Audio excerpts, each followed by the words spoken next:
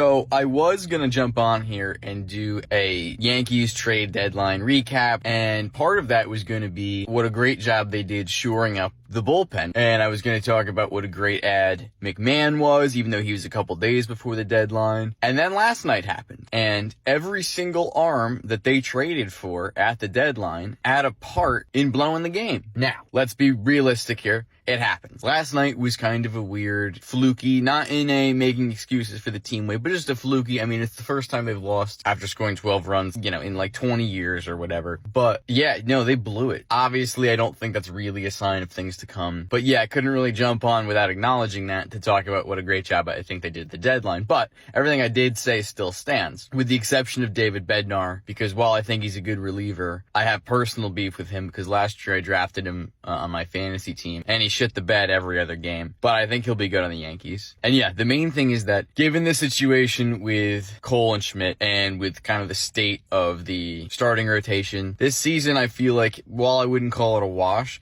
doesn't need to be the season where you go all in.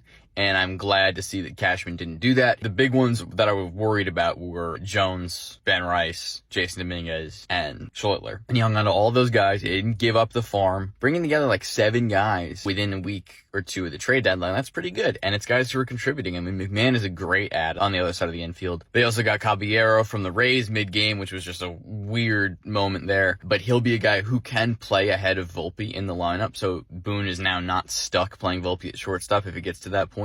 You can run McMahon, Caballero on that left side of the infield and get away with it. So yeah, I like the deadline moves, but kind of rough plan there for me to come out and say how great the bullpen was going to be after they blow a game. I mean, what they got to do is now just win the next 2 against the Marlins, because if you take 2 out of 3 in this series, no one cares about blowing game 1. It kind of gets washed away. You can build on it, especially if you win 2 in a row. They'll be good.